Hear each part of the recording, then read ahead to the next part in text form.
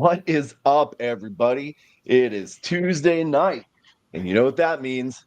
Time to talk some football. BD, I feel like I haven't seen you in a year, man. I know, man.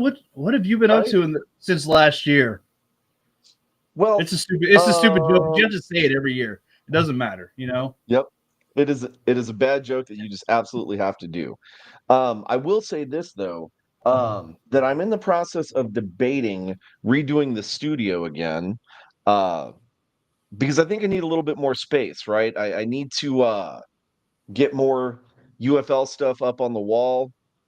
And I may have even found a way to get some of the Marbach merch, if you will, here locally. So I'm waiting to see if that pans out. If that pans out, then what I'm probably going to wind up doing is maybe getting a couple of jerseys from some other teams, maybe some of the Texas teams that we cover at a minimum, and just have those on display, right, along with my merch that I've collected, right, some of the fan stuff that I've gotten as well, right. You can't really see it, but I've got Excalibur's stuff right there, even though we know how much I love the Battle Chickens, right? Got Rig Rocker and He Who Shall Not Be Named, and just some good quality stuff. I even have some Houston and Arlington stuff behind me. I need a little more room so I can actually put it on display. And if You, nothing else, give you need shout a you out need a setup like this friends. over here, you know. Yeah, something like that. Oh, you know what? I never even saw the helmet, the rotating helmet that you have in the back there. Is that new? That's new. That was a Christmas present, Nice, as was nice. the size A&M helmet. So Okay. Okay. and Not an and actual and used. the and the, and the Lego Darth Vader. So my daughter got me Nice. that one. Well, So yeah, I mean, you got to go with that. But that's not an actual of official course, used A&M helmet, no, is it? no, Okay, no, it's good. not. Right. Because I wouldn't want that curse on our show. Anyways, right? Uh we normally do where we're coming from our studios and stuff like that. I think this year we're probably going to put that on hiatus for a little while, or at least I'm going to.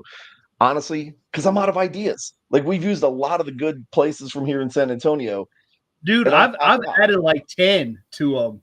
You know what I do? I'm gonna pull the curtain back a little bit here.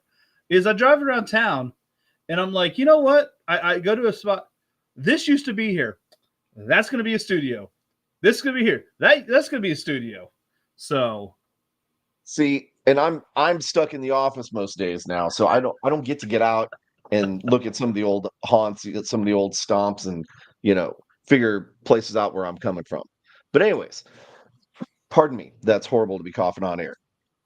We've done some catching up, right? And it was good to catch up, but we have so much to talk about tonight. So without further ado, let's go ahead and just jump right into the meat of our topic here. First and foremost, we need to talk about the final week of the NFL, right? There were some really good games and some kind of disappointing games. I'm not gonna lie, and I say that as a as a Packers fan and as somewhat of a biased Packers fan. But no. there were a lot of games that were kind of pointless to play. A lot of starters that got benched, thanks to our illustrious friend XFL Mike G, who did the 500 weeks of NFL playoffs.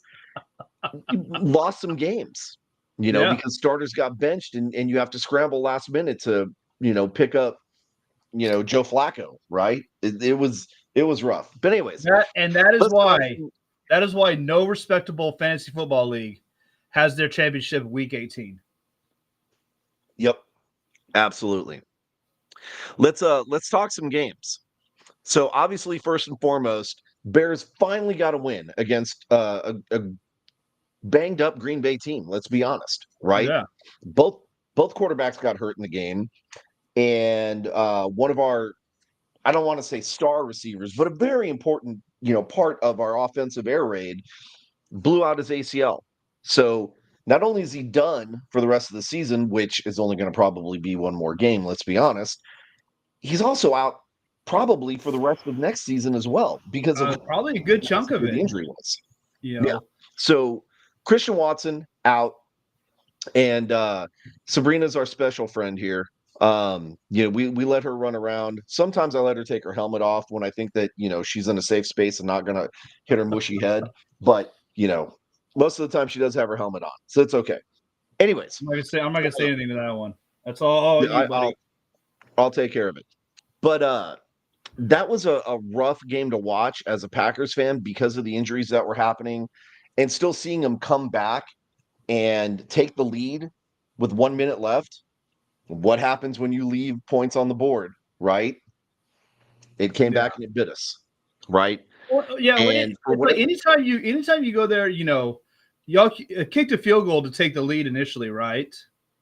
yeah, Like anytime you're up, kick a field goal, you're only up by 1 or 2 points, and there's like a minute, around there left the clock. You're just like, that's just too much time, especially the way kickoffs and touchbacks. You get the ball in 30, you only got to go 30 yards, you know 25, 30 yards for a lot of these kickers, and that you're in field goal range. That's 2 plays. So yeah, it's just too much time on the clock, and yeah, that's just it's unfortunate. I know. Well, I guess I would say it didn't matter much, but that loss did drop you guys down in the standings. It puts y'all, now y'all are playing Philly, where I believe y'all would have played uh not not y'all would have played Tampa, I think, yeah, if you would have won the potentially. game. Yeah, I'd have to go back and see how it was kind of configured going into that game. But it's a double whammy, right? We lose standing in the playoff hunt, and we lose our 12-game streak against Chicago Yeah. because of you know playing horribly, bad play calling, and And honestly, you guys, you did the same thing the last time y'all played the Bears. Y'all just blocked a field goal at the end of the game. That's what saved. That's what got the win for you. So, I mean, you're kind of lucky to be 1-1 with the Bears this season. oh yeah, no, and we've talked about it before. I love my Packers. I'm a homer, right? From Wisconsin, gonna support my Packers. But this year was probably the worst. Well, I don't want to say it was the worst year ever to be a Packers fan. It was a bad year to be a Packers fan because unfortunately, we won games that some of them we probably shouldn't have. And we also had a really weak schedule that made us look better than what we were. You're going to see when we play Philadelphia or Philadelphia, as you Dallas fans have probably called it, we are not. I mean, I would be really surprised. This team is not the surprise team that it was last year No. that managed to earn their way, basically backdoor their way into the playoffs and put on a show against Dallas. Because Dallas was not a bad team last year. Playoff Dallas was typical playoff Dallas, and you had your typical playoff struggles. But Green Bay went into that game pretty dang solid. Then we went on to, I believe it was Frisco last year, and got demolished. Yeah. But, all things considered, year one under Jordan Love with a bunch of rookie, teammates around him just in general. I think our only real veteran at the time was Aaron Jones, who's now with Minnesota, right? So like, we don't have half those tools. So losing Christian Watson is a big deal. We are really going to struggle against Philadelphia. Yeah, that's a big, like you said, he's not your number one guy, but he is a go-to guy for y'all. And I mean, just yeah, not having him for the game and however long he's out next year is a big loss for you guys. Yeah. I will say the one good thing that has kind of come about this is that our tight end Robert Kraft. I don't know if there's a connection to the Kraft Corporation or not. I think there might be, but I have to look into it. The one cool thing though is that Kraft Macaroni and Cheese reached out to him, gave him this huge life-size box. There's nothing in it, right? It's just for display. But then they gave him a bunch of like Kraft Macaroni and Cheese merch, and he posted on I think it was Instagram or something like that, standing next to it, and he's like, "Guess what I'm having for dinner?" Right? I thought that was kind of cool. You know what they Um, should do? They should do a Kraft macaroni and cheese head. That's actually not a bad idea. That might be an idea for me to mass produce and sell next Yeah. year, make my millions, right? Because if they're going to buy these foam cheddar wedges and put them on their head, they'll buy a box of Kraft mac and cheese. Yep. Well, unless we get rid of Robert Kraft, which could likely happen as well, right? We've done dumber things before. Anyways, all that to say, it was a rough game, and seeing the injuries, seeing both Love and Willis on the sidelines with throwing hand issues was extremely scary because we don't have a number three, right? So who was going to go in, right? LaFleur? I mean, potentially, but in Who all is your reality, designated three? Because I know you're required to have a third designated. Uh, um, but I it's like want to it's say like an it's one of emergency our designation. He only becomes elevated if the first two get hurt. But yeah, who is your but I third want to guy? say it's one of our wide receivers, but I don't know offhand. I don't know the roster that well to be able to say, oh, it's such and such. Um, but it's certainly somebody who probably doesn't have a whole bunch of experience throwing. That's for darn sure. So it was just a brutal game. Brutal games in mind. Um, I don't think it was that bad of a game, but I thought it was brutal the way the fans acted. The Commanders versus Cowboys. Let's talk about that a little bit. I mean, It, I'm happy we got a worse draft pick. And Cowboys fans got what we've been asking for since Dak went out. We got to see Trey Lance for a full game, just kind of see what he can do and see is he is he starter potential? Is he backup potential? Is he not even worth the roster spot potential? And you know, he's I think there's a reason why he's number 3 on the depth chart right now. You yeah, know, 20 of 34 for 244 yards, no touchdowns, no picks, which is good. That's better than the last time we saw him in the preseason, where I think he threw 4 or 5 against Oakland, I believe it was. Had some nice rushes, kind of just on broken down plays. But man, he had too many missed throws, open receivers, and overthrew them, led them too far, stuff like that. Hey, what's up, Jesse? Man, yeah. you missed a great show, I Jay. was going to say, real quick shout out to Jesse. I am so Yeah, sorry that I was not able to make that show, but Jesse's our resident rock drummer and really dang good. If you guys get a chance to catch him playing, you need to go out and see him play. I was not able to because I spent the day chasing after kids at Six Flags, and I was just absolutely spent. And that's no excuse. That's an absolute sorry excuse, Jesse. And I'm sorry I missed it. yeah. But I heard you His band's absolutely. Deadpool. They're really good metal band. Fantastic. Had a great time Saturday night. So yeah, I think they said they're playing sometime in February. So go check them out when they do. Uh, February, I'm not doing anything. Hopefully, it's not on Valentine's Day, because otherwise, Sabrina's going to have a horrible Valentine's Day. But although she does like rock music, so maybe it balances out. Anyways, there you go. football. So back to the game. I mean, like I said, I can see why Trey Lance is third on the depth chart. Um, so I don't know. I mean, I think maybe the Cowboys might have been trying to see if he's worth trading. Cooper Rush, I think he's at the end of his deal. Do they give him more to stay? They were talking during the game that he's been a very, very good. I say he's been a good fill-in quarterback when Dak has been hurt the last few times. Um, does a franchise pay him to maybe come in, be their starter? Has he shown enough? We'll see. I like what he does with the offense when Cooper's in there. But it'd be one of those. He's a quality backup. I'd hate to lose him. Trey Lance, he's probably just a third string guy right now. Did not Yeah. did not really impress me that much.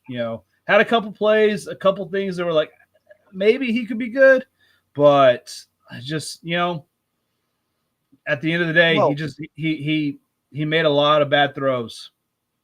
with the right quarterback coach and the right offensive coordinator, could he become the heir apparent to replace Dak Prescott? Because you need to start thinking about that, right? We need a draft for it is what we need to do. I mean, let's not rely on people that have been down in the depth chart of their entire careers to come up and be a starter. So I mean, you're not wrong. But the again, you got to start thinking about what are you going to be doing in the next couple of years.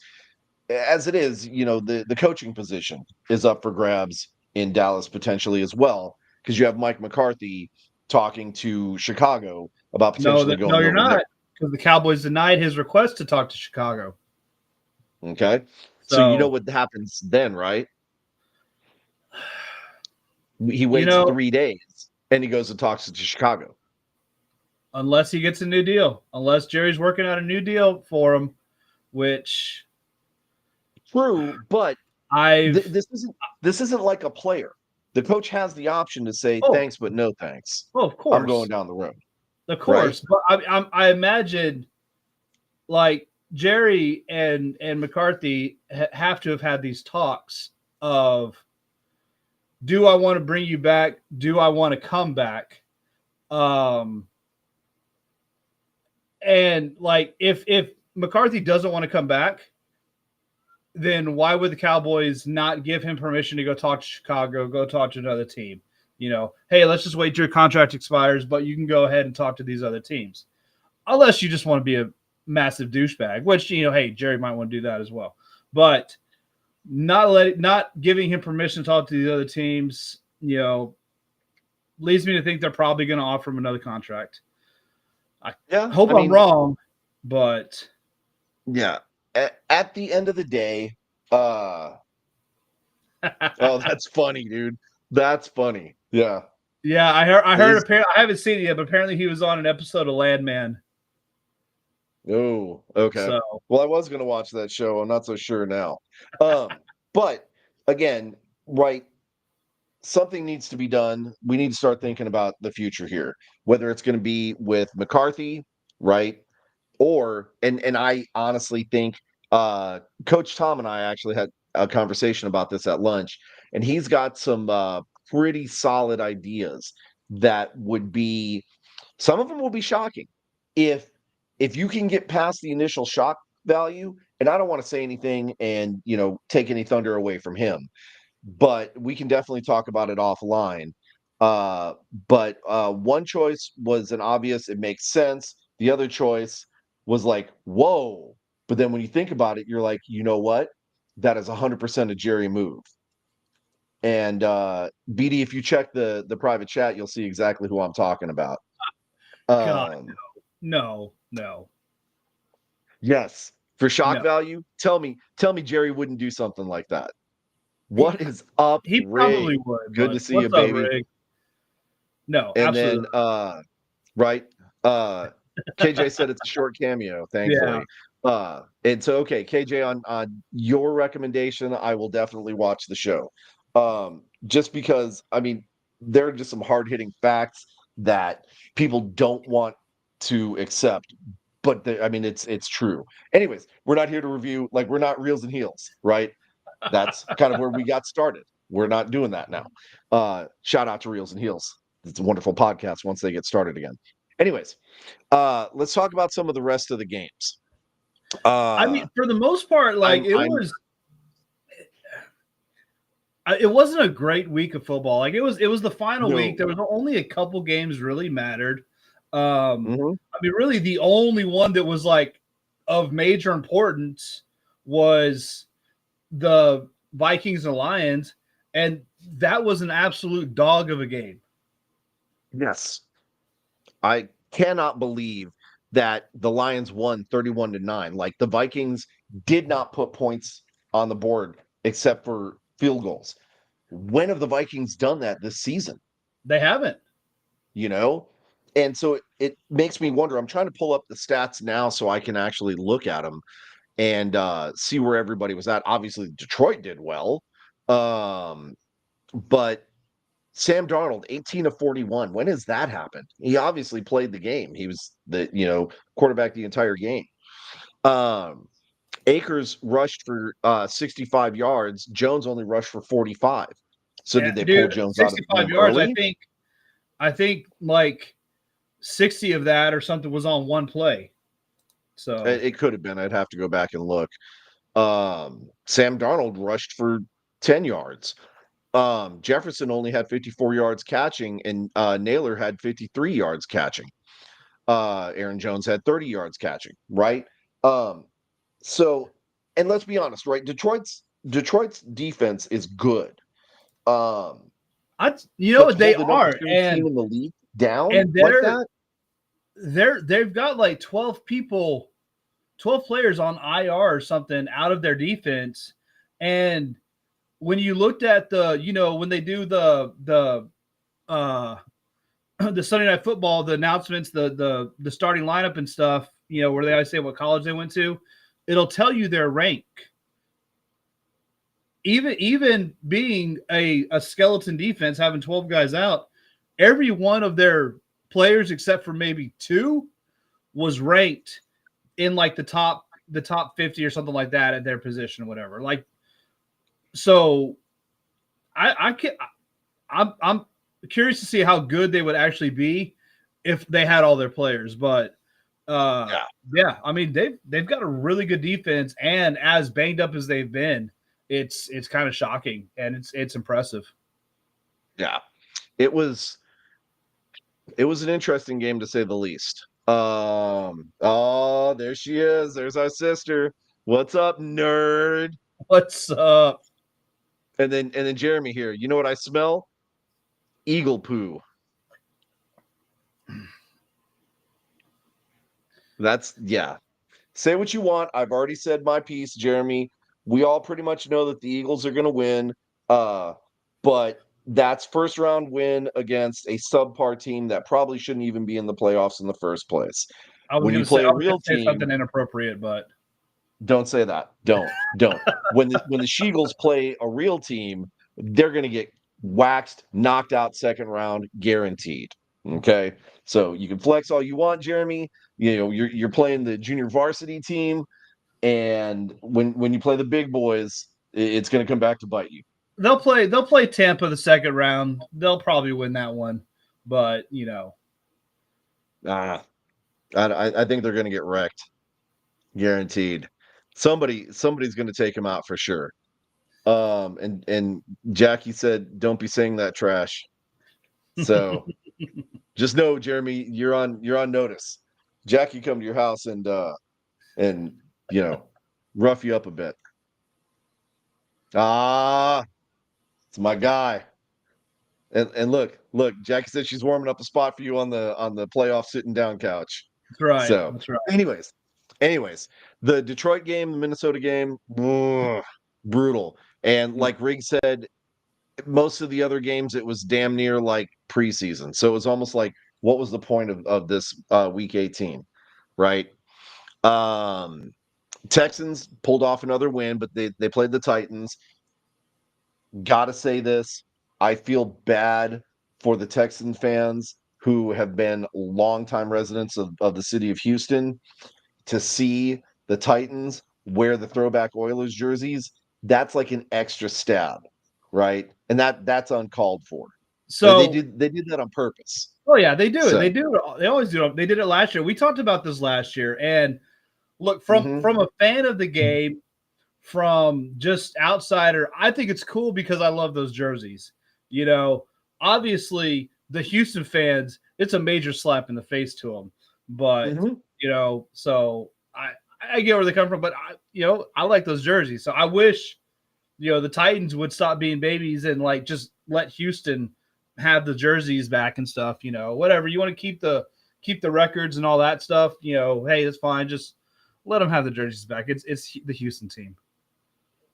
Right. It would be like uh Chicago wearing the Cardinals uniforms. Because remember, uh, Chicago way back in the day started out as the Cardinals, way before they were ever the Bears.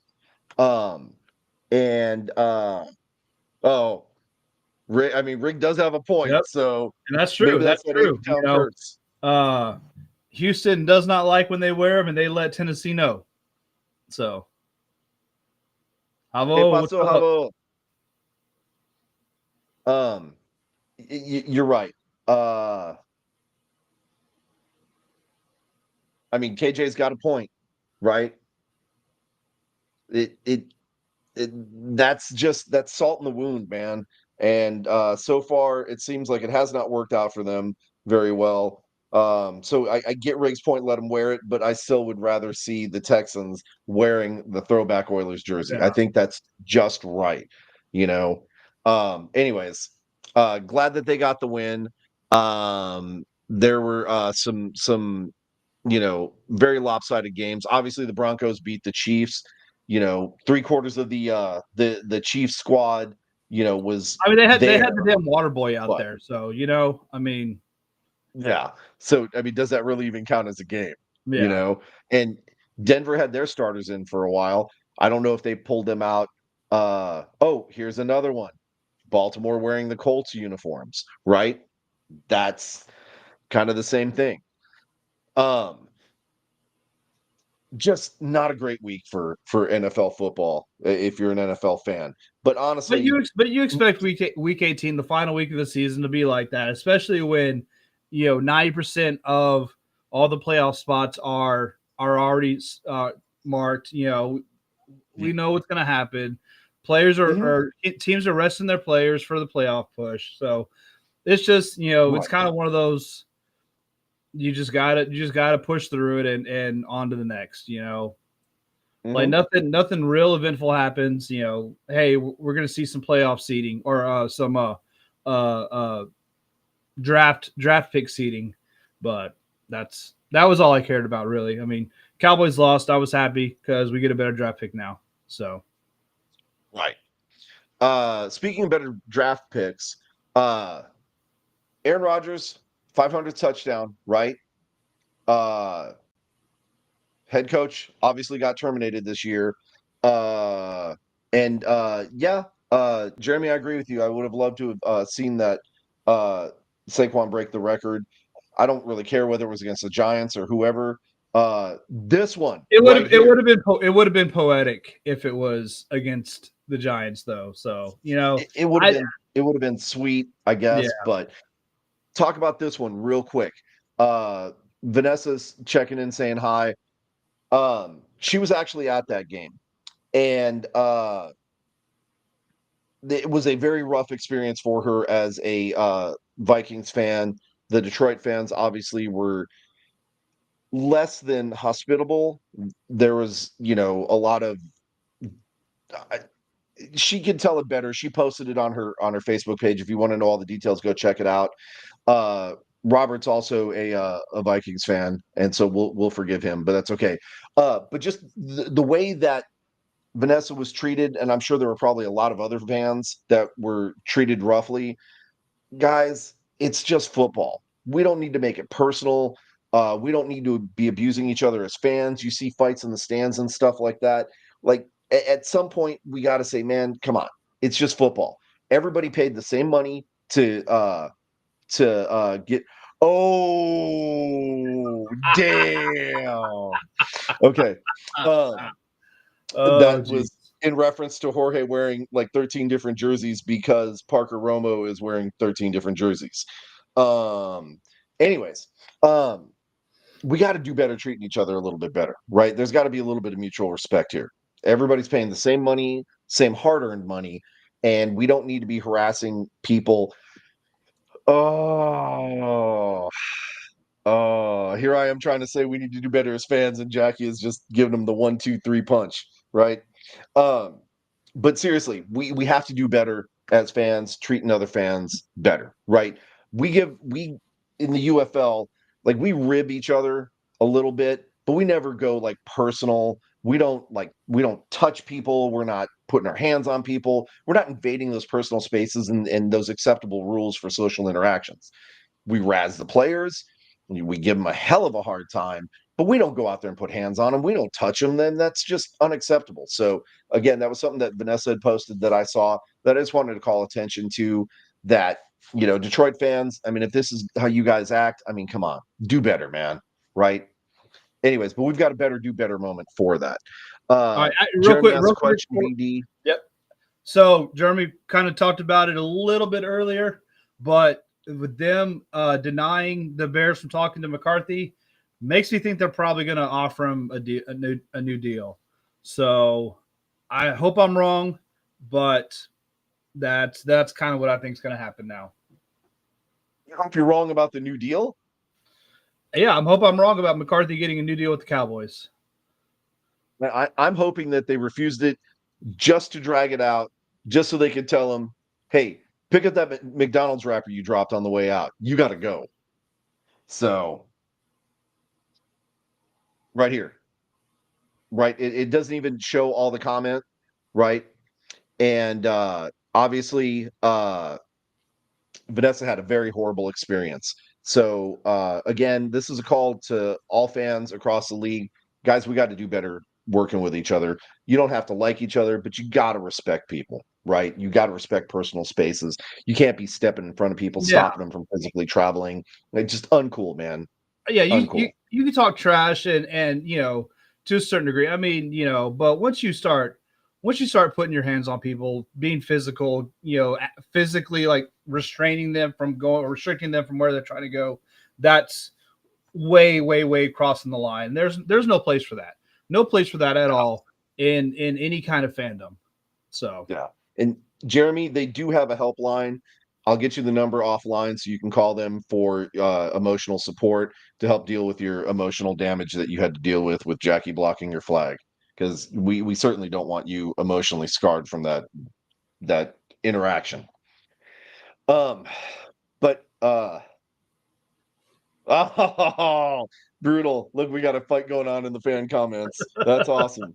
Okay, so McCarthy, we're not sure what's going on, but there's obviously some other open, positions going on in the coaching world in the NFL. First and foremost, obviously Chicago. Chicago's looking for a new head coach, right? We know that McCarthy does like to work with younger quarterbacks, and he's done fairly good, right? He had Aaron Rodgers. He did wonderfully with him until Aaron Rodgers kind of became Aaron Rodgers. And so you've got Caleb Williams, who's pretty young, might do quite well under McCarthy. We won't know because we're just not we're not going to know for the next couple of days, right? We have absolutely no inside information with the NFL whatsoever. Nobody wants to tell us anything, and that's okay. We're okay with that. But again, you've got Odunze, you've got Moore, you've got Kmet, uh, Caleb Williams, right? I mean, there's potential there, and with a good draft position, they could be even better, right? So Chicago may actually be relevant in the next year or two. What's going to matter they is may be. getting the right coaching. I've seen some things from Caleb Williams this year that actually he had a really rough start to the season, uh, and like it looked like the game was too big too fast for him, but he kind of reeled himself in a little bit. Just uh, looked good at a lot of spots. His biggest thing was his offensive line was terrible, and he kept getting knocked down. He had no time. So, they shore up that offensive line. Caleb Williams, the Bears, they might be a formidable opponent for you guys. Well, I honestly think most everybody in the NFC North, all of their stock is going up, and ours is teetering on, Great Depression fall down. Okay. Big surprise that Patriots can their head coach after 1 year. And Yeah, I mean, I understand, 4-12, but they've got pretty young QB, and eh, there's a lot of moving parts going on in New England. Is it all necessarily on the coach? Um, I guess obviously there's things going on in the background that we don't necessarily know about. Um, but that was just kind of a very surprising move, right? Yeah, So and obviously you have for it to come out like as soon as it did, I mean, Robert Kraft, he had his statement ready, already put together. Like they knew that they were going to get rid of Mayo, and maybe it's because they won the game and got out of the first pick because they were going to have the first pick in the draft if they had lost. But who Mhm. knows? Um, I was real surprised. I mean, you got a rookie quarterback, a rookie coach, first year since I mean, Belichick had been there what 80 years coaching, so you got to give the guy a couple years to build his culture of a team that was just so dominated by a coach forever. So I think and like you said, we don't know what goes on in the background, but I was really surprised that they got rid of Mayo, and today the Raiders fired Antonio Pierce. I was real surprised about that too. Um, Another first full year because I think he took over midway through last year and ended up getting the job uh, permanently, or instead of interim coach, he became official head coach. Same thing. They had a lot of turnover, turmoil in the quarterback. I mean, you can't win like if you don't have a set quarterback. And again, you kind of first full year head coach. You got to give these guys time. You cannot be firing coaches 1 year after after 1 year. Like it's just unless they are absolutely terrible. And neither one of these coaches seem terrible. You know, so Yeah. I'm surprised at that. Doug Peterson, I'm surprised he wasn't fired midway through the season. That's uh, That's right. And that's a little bittersweet for me, right? Doug Peterson, quarterback of the Bears, had, we've got history with him, but I think he was also, if I remember correctly, Peterson was also the backup quarterback under Favre when we won the Super Bowl in '96. Uh, I hate to see, a player that we've got a decent, connection with get canned like that, but on the same token, it wasn't really producing, yeah. right? I mean, So you've he got did. They lost what like 5 straight games last year too to miss the playoffs, and mhm. then started off losing 4 or 5 straight this year. Like I'm surprised it didn't happen midway through the season. Uh, sorry, bye. Well, and then, with Lawrence getting hurt as well, it's kind of like, how did you manage to make it through the season? Yeah, So, but then of course you also have over in New Orleans, the coach is now out over there. And yeah, so you've got at least 6 NFL teams looking, potentially one looking to steal from another NFL team, which could then create a vacancy in Dallas if that does happen. And kind of connecting back to the UFL a little bit, we know Anthony Becht was talking about potentially moving up into the NFL to get a coaching opportunity. I don't know if that's actually I going thought to he was happen. talking to a college team. I'd have to go back and look. I could have sworn it was NFL. Um, but either way, I mean, you've got a UFL coach that's potentially looking to dip. You've got currently 6 vacancies. There might be some more coming, right? But there's going to be a lot of movement this next Oh yeah. offseason in the NFL, especially with, some potential big name draft candidates coming out of this year's draft. There's going to be some crazy crazy stuff, and you're going to definitely see a lot of wheeling and dealing in the next several months, let's just put it that way. uh hey, it's this guy. This is the one I was telling you, coach. Being that you're on, I mean, you have the opportunity. Maybe you might want to talk about those potential coaching candidates that we were talking about at lunch for the Cowboys, and see what the other Cowboys fans think about it. While he's, I've set him up for that. We possibly, if we have time, because I mean, this show's going to go over for sure. We've got way Oh too yeah. much to talk about. Let's talk about the Pro Bowl selections, right? So, not a big surprise. The overall voting leaders, Travis Kelsey and Jameer Gibbs, Jaden Daniels, Joe Burrow, and Jared Goff, right? Trying to look at the rosters. So you've got Joe Burrow on offense for the AFC, Derrick Henry at running back, Carson Steele at the fullback, and Jamar Chase, wide receiver, Travis Kelsey, tight end, which obviously he's not going to go. Rashawn Slater for the Chargers. I mean, they're still in the playoffs. I know the Pro Bowl happens after the Super Bowl now. No, it happens the week before. No, okay, well then they're definitely not going then.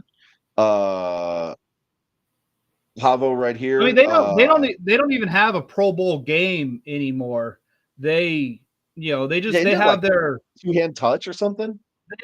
skills competition, and it's fun, like, because the Pro Bowl game sucked. It's always sucked. So now they've got skills competitions. They have like a flag football game.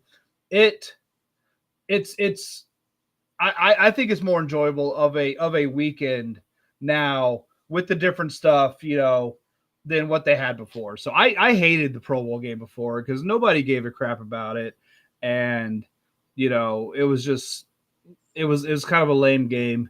Now it seems a lot more fun. So Yeah. Havo, yeah, we saw that. We actually talked about that a little while ago that Dallas said no, no, no. So we're gonna have to see what happens. Yeah, and KJ is right. I mean, it's not always boring. But you I know, mean, the only time it was enjoyable was like 50 years ago, where Jason was a young adult. wow, that's brutal, bro. You're only what, 6 years younger than me? Mm, Something like that. Yeah. talking all that smack. Anyways, the Pro Bowl selections, it's all pretty much the standards. Yeah. One thing that I want to make sure that we highlight here from the Cowboys, you've got Cavante Turpin, right, as a Yep. return specialist, which is also a former UFC player or UFL player. UFC. I'm thinking about fights. And then I noticed that the roster is just chock full of Vikings and Lions. I mean, Yeah. didn't they just play each other? Like, so we got to watch them again? So yeah, I mean, yeah, you said we got Turpin from the Cowboys, and you got Brandon Aubrey, again, another former USFL UFL player. Um, I when I Oh, first and heard, Jake Bates. well, he didn't make it, but when I He's first on special teams as the uh kicker. no, Brandon Aubrey's on it as the kicker. Oh, well, then Fox Sports needs to update their website because they've got Bates listed as the kicker. Oh no, I'm on No, yes. NFL. But so I thought that Bates would actually get it this year, and then I actually went and looked at compared their stats. Aubrey had a lot more like 50 yarders.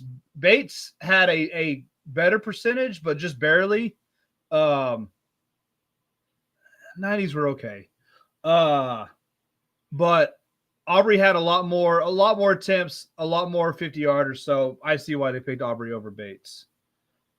Dude, all I'm going to say, quarterback competition, 1995, But I but think it but was. but yes, quarterback again, skills competition.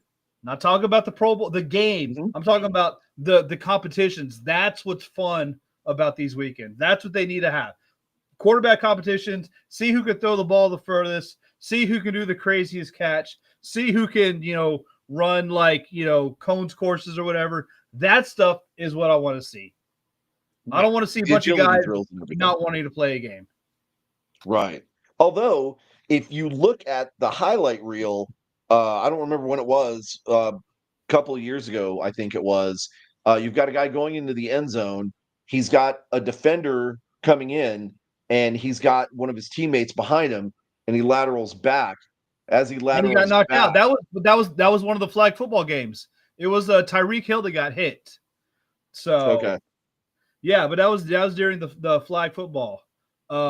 Dude, my favorite thing to happen during one of the Pro Bowl games is when uh it was after one of the Colts playoff losses where their kicker Mike Vanderjagt went off on Peyton Manning and stuff in between the game, and they're interviewing Peyton about it on the sidelines, and he's like, "I'm about to come out here and throw a touchdown to Jerry Rice, and we're talking about my idiot kicker that got liquored up and ran his mouth too much." Like that's the best thing that's happened to the Pro Bowl ever. So Yeah, it's good stuff.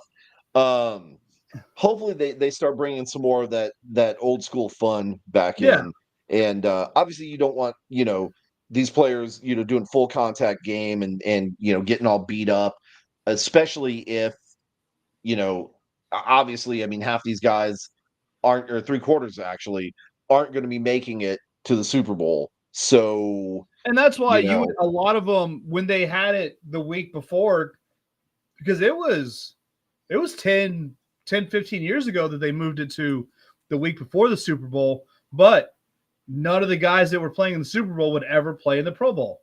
And these Pro Bowl rosters, you've got a playoff team, they're likely to have a good chunk of players on the roster. So I think they made the as we league see. made a wise decision to kind of get rid of the game, have these skills competitions, have fun with the weekend. So I applaud what they do with it now. I like that. Yeah, yeah. But yeah, bring the fun back into the Pro Bowl. Um, speaking of fun, there's going to be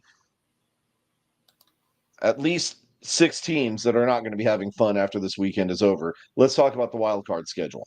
Okay, you've got Chargers at the Texans. Uh, I know Coach has a little bit different take. Brian, what are you thinking in that game? Man, I think I'm going to take the Chargers that game. I think Texas is a little. I think they're a little too beat up. So, Coach feels Chargers the same way. Chargers have looked good coming on these last few weeks, and I mean, I like the Texans. I just don't think they're going to have enough. I'm sorry to say that, but Well, even though Texans are at home, I feel that they're the underdog in this game, and I still got hope for them. I think that hopefully they've got things figured out, they've got things turned around for themselves, and that they're going to be able to handle taking care of this game. And I mean, we'll see what happens, right? I don't think that it's necessarily going to be a blowout, but I think it's Texas is really going to uh, you know have a chance to show what they've got. Now, if they don't pull this win off, I mean, this is a must win for multiple reasons, not just for, to move on to the next round of the playoffs, but also for, I think, kind of the morale of the team and maybe even the fan base, because we've seen the last several weeks that Stroud has been struggling. It's kind of that whole sophomore slump that a lot of people talk about. He's got a lot riding on his shoulders. And so I think this is a must win, even, from a morale standpoint. yeah. So we'll have to wait and see what happens, obviously.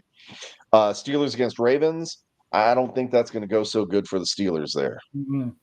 Steelers So, Steelers have looked like garbage the last few weeks, yep, and I mean the Ravens look real good. yep. Broncos at the Bills. I think the Bills are going to have a pretty easy day. Um, I know the Broncos surged late in the season, and we're looking overall pretty sharp, but I don't think that they're going to have anything for Josh Allen. I think he's just going I, to blow it out. I think the Broncos are a really good matchup for the Bills. I think it's going to be a close game. I don't think it's going to be a blowout. I do think the Bills are gonna pull it out, but I think Denver's going to keep it pretty close. They've got a really really good defense. And I mean, Bo Nix has looked good. So And I mean, potentially you might be right. We'll have to just wait and see what happens, right? Let's talk about Packers and Eagles. Well, we already did. I don't think, as much as I love my Green Bay, I don't think, with as many injuries, as many problems as we've had in the last part of the season, the last two games, I don't think we got it. So I think we're gonna get rolled by the Eagles, and it's gonna be pretty ugly. you know, I never root for the Eagles unless it benefits the Cowboys.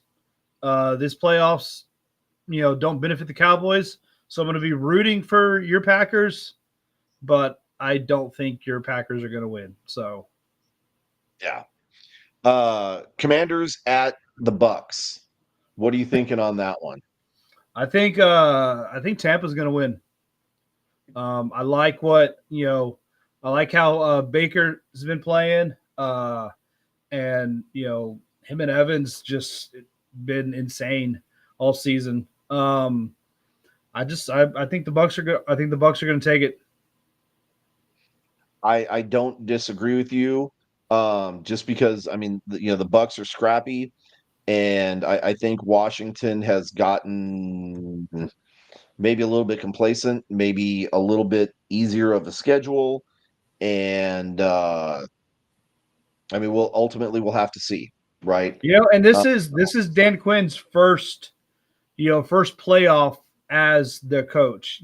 And we saw what Dan Quinn did as a coordinator last year in the playoffs against the Cowboys. He didn't do so well.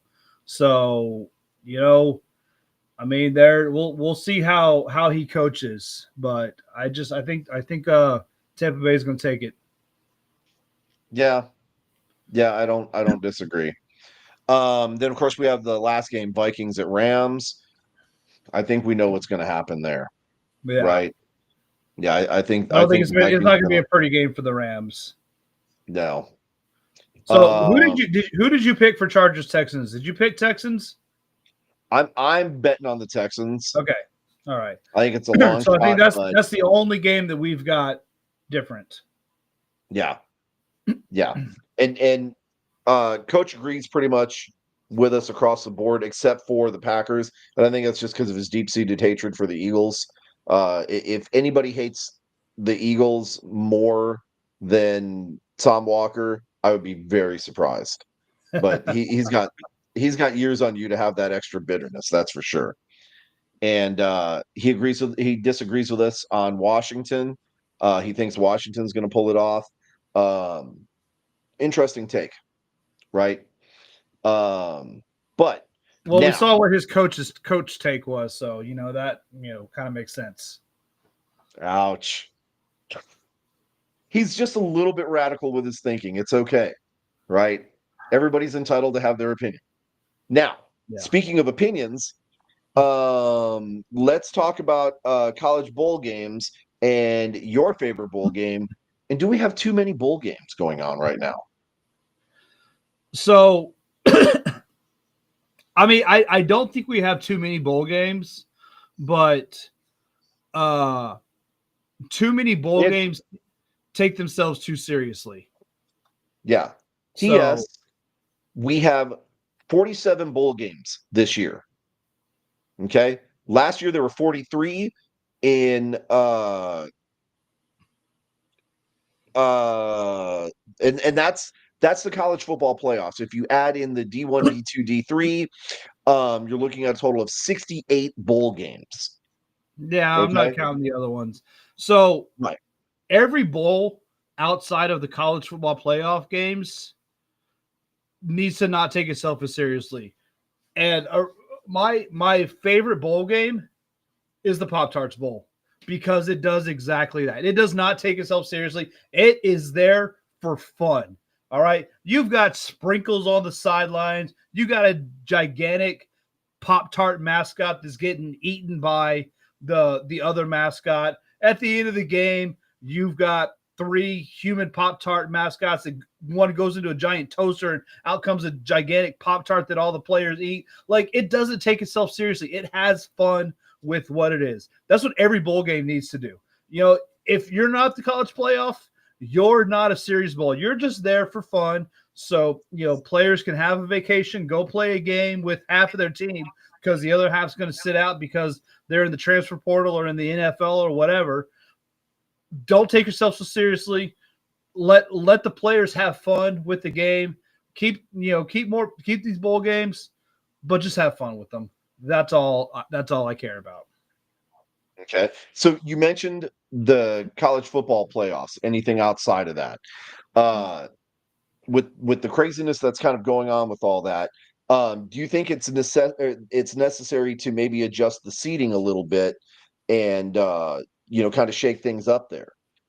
You know what I do. I think the way they've got it now is the top conferences, they get the automatic first round bye, and you see um, the like three of the teams that got the buys got rolled. Uh, and people were saying, "Oh, well, is it because of the bye? Is it were they not rested? They haven't played football for a month?" No, it's because you put a team that got a bye because they won, the whatever uh, uh, Big 12. I was gonna say Big 12, but they actually gave Arizona State actually gave Texas a much better game than they should have. Uh, but these teams, they only got the bye because they won their conference. But if you actually seed them properly, they probably would have been, 9, 10, 11 in the seeding. So give the conference winners a guaranteed playoff spot. Don't give them a guaranteed bye week. Let the bye week actually be for the top teams, who are ranked that way. Not just because they won a conference. I don't necessarily disagree. I mean, I think I'd almost say that it may be worth taking it one step farther. And even though you're the top team and you won your conference and everything like that, this is the playoffs. This is where it matters. So no bye weeks. Everybody fights from the start of the playoffs to the end to Well, then prove you'd have to who the put an true extra four champions are. teams in for that. So you'd have to have a 16 team playoff. Which I would I would be okay with that, maybe, right? yeah. But again, it gives more validity to the bowl I'm sorry, the playoff structure and proving who the best team is in the nation, you know? Um we didn't get a chance to talk about it. We were going to talk about the Pro Football Hall of Famers, the everybody who's up.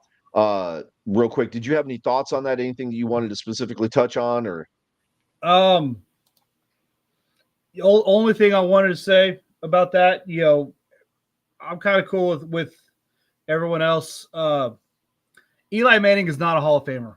I don't care. He is an average quarterback regular season. The only reason he's a Hall of Famer is because he won 2 Super Bowls against the Patriots. His team won 2 Super Bowls against the Patriots. But Eli Manning, as a player, is not good enough to be in the Hall of Fame. It's the Hall of Fame. It is not the Hall of Very Good. we should start that the Hall of Very Good Players. Yeah. That would be awesome. Anyways, um, some of these choices are absolute locks. Like these folks should be in, like Luke Kuechly, right? Torrey Holt, Jared Jared Allen absolutely deserves to be in there. Jared Allen, Steve Adam Smith, Vinatieri, Steve Smith, of course. Adam Vinatieri, guaranteed. Yeah. Bolden should get in. There are some really good choices here. Um, uh, Here, real quick, this comment. Isn't that Shannon Sharp's word? And then KJ agrees with you. Um, but yeah, there are some people on here where you're like, oh, you know, it's like participation trophies, Yeah. for the NFL. Anyways, okay, so we got that covered. I definitely want to talk about because we have some very, very mixed opinions. Let's talk about the UFL and the UFL schedule drop. Obviously, we were given information that wasn't exactly true. I'm not exactly sure why they fed it the way that they did, and then pulled it back and then dropped it the way that they did. Uh, First of all, the presentation, like maybe don't say stuff if you don't 100% know that it's true. That's why we try and make sure that we're always quoting specifically from the UFL information that's put out there. And this is And not a shot against even we got anybody. bamboozled this time. So, Yeah, yeah. And this is not a shot against anybody who posted information, whether they're an insider or not. Uh, Maybe they believed that this information was true, and the UFL changed their mind at the last minute and said, "No, you know what? We're not going to do this." But there was definitely a lot of confusion with that. Now that the schedule is out, and we've seen some of the ways that teams have their games structured, whether Fridays, Saturdays, Sundays, things like that. We actually were on a show not too long ago where we talked about that and gave our thoughts. But let's talk about them here. What do you think about the schedule, for at least for San Antonio, anyways? it's a good schedule. I guess we'll hold off on the elephant in the room, I guess, if you will. Playing Arlington week 1, playing St. Louis week 2. Our big in-state rival, and then our bigger conference rival. Mm-hmm. So I think those are two kind of good games to get out of there. Who do we play week 3? Michigan in Michigan. That's going to be a fun one. We had a real close game against them last year. Michigan was a good team. We made a couple friends that game. So going up in Michigan, interesting. I've never been up there, so it'll be a fun travel to go to. Mm-hmm. Who we got? Week 4, DC in DC. I missed the DC game last year, so I'm really looking forward to that one because I'm not going to miss it this year. Week 5, we play our first home game against Houston. So that's going to be an easy win because Houston sucks. Ouch. Love you Roughnecks fans, but, your team sucks. You can't say that because remember, the UFL is constantly changing and evolving. So we're not going to have the same Roughneck squad that we played last year. But they had the same coach, right? But yeah. Yeah, they're going to suck. Ouch. We have four road games to start the season, and then the end of our season is home loaded, which is good. It helps. The road games are the harder ones. Let's be honest. It's harder to win on the road than it is at home. So we have the potential to have a backloaded home schedule to build up some momentum for a playoff run. So I like that. Mm-hmm. Yeah, minus having to go to the chicken coop twice this year, I think overall it's a pretty solid schedule. But I'm not even going to post that comment. I'm not touching that one. I'll post it. It's funny. Yeah. Yeah. Hey, when you got the best coach in the league, you can talk trash. All right. You can. But I think overall it's a pretty solid schedule.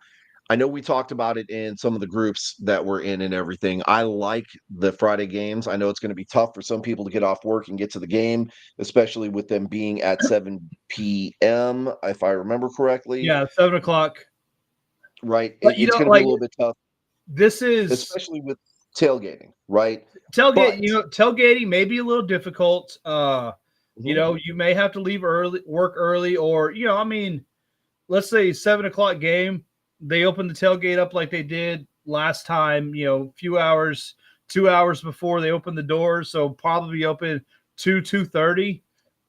You don't have to show up, like us degenerates and right from the start. You can show up an hour and a half before the game time and, walk around, have some fun, meet some people, say hi, get a couple drinks in you, get some food in you, and then go into the game.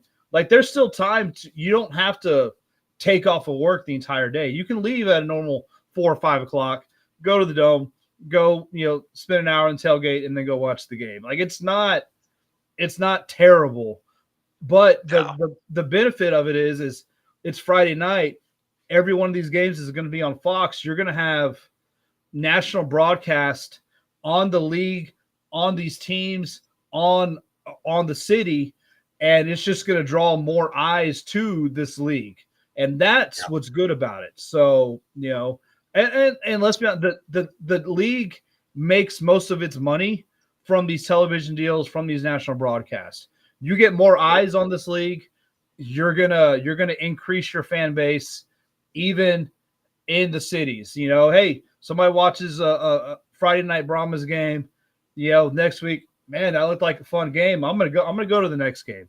So Yeah. it's good for the league. So Even more so, added benefit, because I just had a discussion with somebody about this who I gave this person a perfect opportunity to bring up this point because he was heading that way and then completely took a hard right on me. Um, but you want eyes on the league in general, right? Especially in the marketplaces that could potentially be on the expansion roster for 2026. Get more people tuning in and paying attention, watching the league in these cities that don't have teams, and they can say, you know what? I would be willing to buy in. If they brought a team here, I'd buy in, right? Then they'd and start I telling their see I friends, see hey, a man, you lot. got to start watching this. Yeah, I see a lot You of know, comments like, oh well, I'll start watching that league when they put a team in wherever they're at. Poughkeepsie. Yeah, Yeah. yeah, whatever it is. You're not going to get if they can see market size and who's watching these games. If Hmm. let's Seattle. They got hosed last year. Let's be real about it. Um, Hmm. they are probably on the short list for an expansion team. Well, Yep. if Fox, ESPN, ABC look at these numbers and they see, you know, 2,000 people watching these games from Seattle, well, they might rethink putting a team in there if there's no interest. Like, you're going to have to show that you're interested in this league for the league to want to put a team in your city. So, Yep. Just like the New Jersey Generals. There's a reason why they didn't make the cut, and it wasn't just because of travel expenses or I mean, it was all of it, right? Travel expenses, the revenue coming in from viewers watching, the revenue coming in from fans, the revenue coming in from merch being bought, all of these things. It didn't balance in the books. The New Orleans Breakers, super close, right? It's only, what, probably 8 hour drive from Dallas to, well, Arlington to New Orleans. Why didn't they stick around for the exact same things we were talking about? New Orleans yeah. has a pretty decent television market. There weren't enough eyes on it. There weren't enough people showing up, not enough merchandise being sold, not a worthwhile investment. Maybe with some grassroots efforts, like kind of like some of the stuff that uh some of the XFL teams have done for sure. Maybe they can bring back interest. But right now isn't really going anywhere. So again, that's the big thing is the schedule. Um the schedules are a little rough on some teams. Us being kind of one of them because we got, you know, kind of gypped out of a fifth home game. We talked about that on the Horns Forward podcast. In fact, we talked to Evan Ashton about that, right? Yeah. Why we couldn't do other games or a game here at another location. The what the heck is it called? Bobcat Stadium, stuff like that. First and foremost, they wanted to keep the San Antonio team here. Second of all, none of the facilities here outside of the Alamo Dome have the equipment and the facilities to be able to host a UFL game. It's not just, seating thing or anything like that. It's the fact that they don't have the right broadcast equipment. So Fox would have to bring in the right broadcast Yeah, equipment. or they And don't they then, don't have they don't have the right, like, it's not you can't, you've got a nationally broadcasted game. You've got to have cameras in certain areas, you've got to have sidelines, you've got to have all this that these stadiums don't have. Having a fixed camera for a Friday night lights game is not the same as having a Fox, ESPN, ABC broadcasted game. These stadiums, these high school stadiums, don't have the medical facilities that are required for a pro football league. So it's just the logistics of it. It didn't work out. So Right. So UFL fans, San Antonio Brahmas fans, it's not that the league hates you. We could not find a place suitable to host a UFL game here in San Antonio outside of the Dome. And obviously, the Dome schedule has been booked for quite a while. I'm sure now that the schedule is done, they're already talking about 2026 and what they can work out, yep. right? Because I'm sure 2026 is going to be full of events and we're going to deal with other scheduling conflicts, right? And so they'll have to find a way to work those out. Now that that's been said, otherwise, we're excited, right? Playoffs, the NFL playoffs are important, but it's kind of getting to that point where it's like, man, My let's team's start already looking out, forward to so the springtime. I'm just along for the ride right now. So uh, Yes. after Now, after this weekend, your team will be out, so you're just along for the ride too. So truth, truth. Okay, so real quick, wrap up the show with this part. Updates from the International Football Alliance, whatever the heck it's actually called. This is kind of a big thing because the other seven owners, apparently from the league, have decided to vote out the Baltimore team. Baltimore responded with a response. And it wasn't a very shining response like, hey, thanks for the opportunity. I'm sorry we couldn't make things work. It is what it is, right? No, they 100% threw shots. oh, they yeah, And and yeah, we see this with a lot of these spring leagues, a lot of the arena teams where they remove a team or a team folds or whatever, and you always see the press release from the league is, hey, this team is no longer part of the league. We wish them well, blah blah blah. They couldn't fulfill whatever. That's kind of a standard. We saw that from the IFA, and then the team will release their statement and says, we were promised XYZ by the league. We didn't get that, so we decided we're not going to play in the league. That's kind of what happened here, but Baltimore decided to take a step further, and they said there's other teams that are gonna leave the league because they were also promised this and they were promised this, and nobody's been given what they were promised. So other teams are going to be leaving shortly. We just decided to do it first. If other teams start leaving, then the blames in my mind suddenly shifts from Baltimore to the league, because we kind of saw it with the AFL, now AF1 or whatever it is. It the league had some issues, to say the least. So first, when I first saw that the Baltimore had gotten removed, I was like, okay, yeah, it's probably Baltimore thing. And then when I saw their release, I'm like, well, maybe not. Right now, I'm thinking it's probably a Baltimore thing. But if I start seeing other teams leave the league, then it's a where there's smoke, there's fire kind of situation. So true, true. Speaking of where there's smoke, there's fire.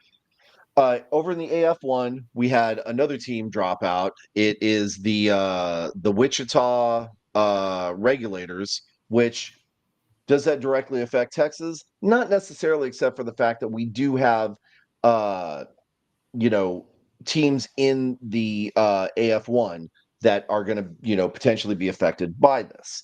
Now, that's not necessarily a big deal. They've had two teams drop out of the league already, so they went from 16 down to 14. Kind of imbalances, things, but overall, potentially they're still on track to do good things. We talk about AF1 because I believe it is the Corpus Christi Tritons are in the AF1, um, which is important because they moved up in competition, and so we definitely want to see them do well there. I'd have to go back and check. Now I don't even remember if they're in the AF1 or not. yeah, they are. But Yeah, okay, one thing I did want to talk about, there was a gentleman that we actually met at the Arlington game last year who has been struggling to get picked up by a football organization somewhere. Well, that young man is James Harden, and he actually made it with a new team. And it is, oh God, I knew I was going to forget. Um, but I'm super excited about the opportunity for him.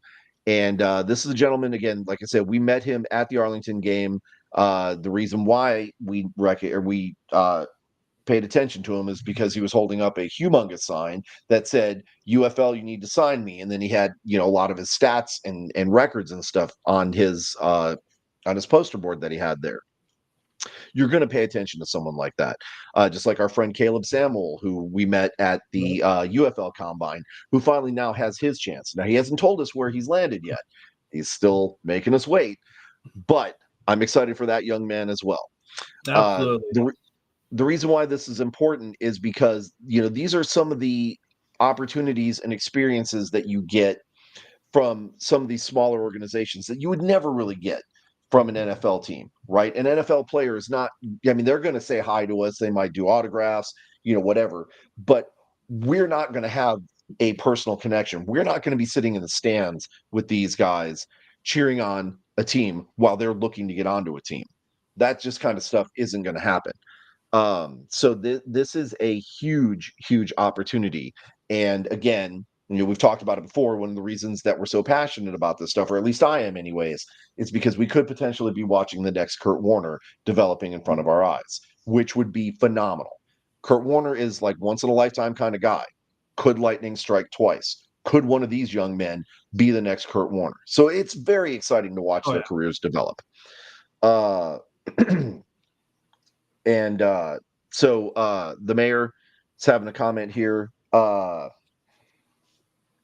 2026 is going to be some crazy stuff from what he's saying.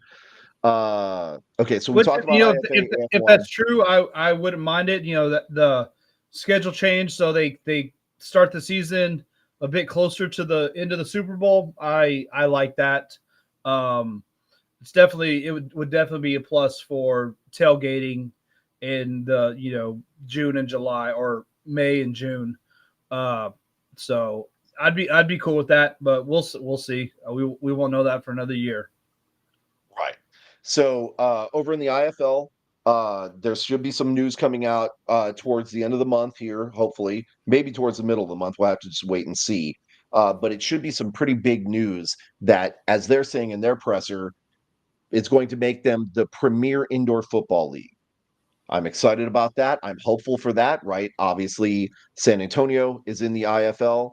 They're already the And premier indoor football league, so yeah, but I'm hoping maybe premier to the status of what the AFL used to be, right? AFL had a video game. No other indoor football organization has had a video game. Okay, I so mean, we'll have I can play as UFL teams on Madden, or not Madden. I'm sorry, on college NCAA football 25. NCAA 25. So Yeah, and you're right. And the San Antonio Brahmas have beaten everybody multiple times. everybody, But yeah, that's just the way it is. Obviously, we've got some stuff going on with the NAL as well. We do have two Texas teams in that. Not really much coming out news wise from that organization yet, though. And KJ, you're right. You have to create them, but thankfully somebody's done that work for us. So you just have to go in and download somebody else's, and just make sure you get the right one so you get a solid team. but like the team that was created, like obviously by somebody else, because I'm not smart enough to do that. They were actually better than the Roughnecks were last year. The team in game. Speaking of Roughnecks, it looks like completely unrelated, but it looks like Perez may be coming back to the Arlington Renegades for 2025. So that's going to be something Oh that we God, are you're the going to worst segues. Speaking of just Roughnecks, on do you that know what one. Arlington's going to do next year? Just on that one. Just on that one. All my other You're ones are really good. dumb. But that could be potentially something good for them. But based on last year's stats, it's probably the kiss of death already before the season has even begun. So we'll have to wait and see what happens, I guess. I thought he was going to hang him up. He probably should hang him up. I think AJ McCarron's going to hang him up. I think you probably should hang him up. Let them both go into Ooh, coaching. They're ooh. they're really smart, really great football minds. Let them coach. Here's something for you to think about.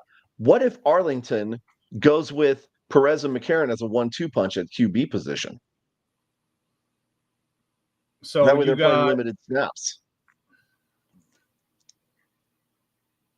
you got two quarterbacks, you got no quarterbacks. Okay. Well, that kind of clarifies it. Real quick, Mr. Mayor said television window availability is going to be the bigger issue next year, and you're not wrong. The World Cup is going to definitely affect how the schedule goes. But in the meantime, these are all things that we're just going to have to wait and see as they develop, because who knows, right? Smarter people than us are working these things out. We don't really have to worry about it. We just talk to you guys about it. Yep. So, long show. We obviously went way over. Real quick, want to give a shout And we out missed. to We all haven't of even our talked friends. about a bunch of good stuff, so we'll have to push that. We'll have to push some of that to next show. That's all right. We will.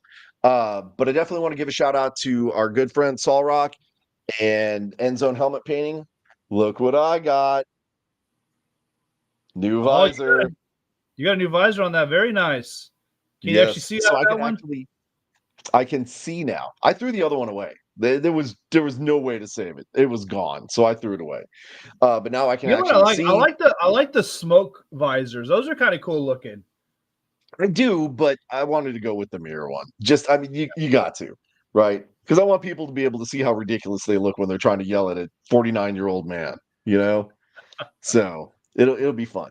But also give a shout out to our sponsor, W Energy Drinks. We constantly plug them, and the only way we're gonna get oh ooh well, so far there have been no UFL teams with an undefeated season though. So Thanks to the promise. I mean, what did we y'all? got beat. How many games did y'all win last year? Houston, don't be mean to Houston. One, All right. two. They Y'all get two they wins had a last bit of year. an off year. They didn't even have a home. All right. They had to play at Rice. That's not their home. So be nice to them. That was Okay. our home, the Anyways. game that we played there. But Ouch. I Stop. digress. Okay. I digress. You should I digest. Anyways, okay.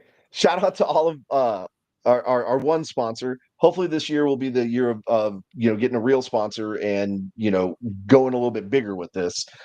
But in the meantime, want to thank all you fans, right? XFL Mike G, Alternative Football Network, Pro Arena Talk, Bobby Otten, who provides us with most of our indoor football information because that's his jam. He loves it. The Fuel Network. Oh, look, you're gonna make KJ cry, dude. You guys make up now. Okay. While I'm giving a shout out. Guys, 2025. Hopefully your year is starting out great. I know we're excited. There's going to be lots of great things. We're at this golden age of football where we get to talk about football year round. There's so much going on. So hopefully our next show we'll catch up on some of the information that we missed this show. But again, thank you guys for turning in and tuning in and turning your TVs on, having us on there, putting up with us for what's almost an hour and a half now, when our show's only an hour. But We were off. guys, We were off like 2 weeks, so we got to make up for some of that. They're lucky it's not a 3-hour 100%, show. 100%. Couldn't do it without you guys. So thank you all for watching us. Looking forward to an incredible 2025. And with that, BD, you got anything else before we sign off? Nope. Obviously Cowboys aren't in the playoffs, so suck at Eagles, suck at Washington. All right. Horns forward, Later. guys. Go Pack, go. We'll see you guys next week. Take care.